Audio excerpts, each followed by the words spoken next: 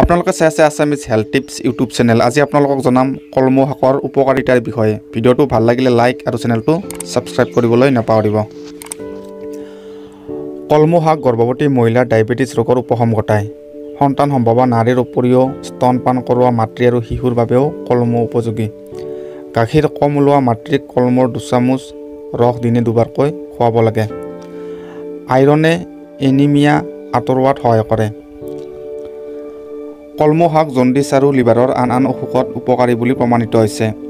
কলমৌ শাক খৰ খজুৱতি, এথলেট ফুট আৰু আন চৰ্মৰোগৰ চিকিৎসাত সহায়ক। ছালৰ উজ্জ্বলতা বঢ়ায়। কলমৌ শাক জ্বৰ কমোৱাত সহায়ক। কলমৌ সকলো ধৰণৰ কৃমিৰ বিনাশক। কলমৌ শৌচ কচা নিৰ্মূল কৰে, লগতে হজম শক্তি বঢ়ায়। যিকোনো বিষক্ৰিয়াৰ ফলত হোৱা বমিৰ চিকিৎসাত কলমৌ উপযোগী।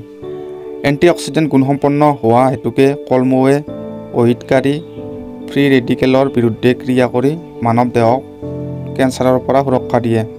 এণ্টিঅক্সিডেণ্টে শৰীৰত বাৰ্ধক্যৰ আচৰ প্ৰতিৰোধ কৰে। শৰীৰৰ ইমিউনিটি বঢ়ায়। আয়ুৰ্বেদিক চিকিৎসাত কলমৌক শুক্ৰাণু বৃদ্ধিকাৰক বুলি উল্লেখ কৰা হৈছে। কলমৌৰ ৰস গাখীৰত মিহলাই খোৱালে শুক্ৰাণু ডাঠ হয় আৰু স্বপ্নদোষ নিবাৰিত হয়। কলমৌত থকা ভিটামিন ই দৃষ্টিশক্তিৰ বাবে উপকাৰী। শাকত থকা ফাইবাৰ কলেষ্টৰেল আৰু মেদবহুলতা কমায়।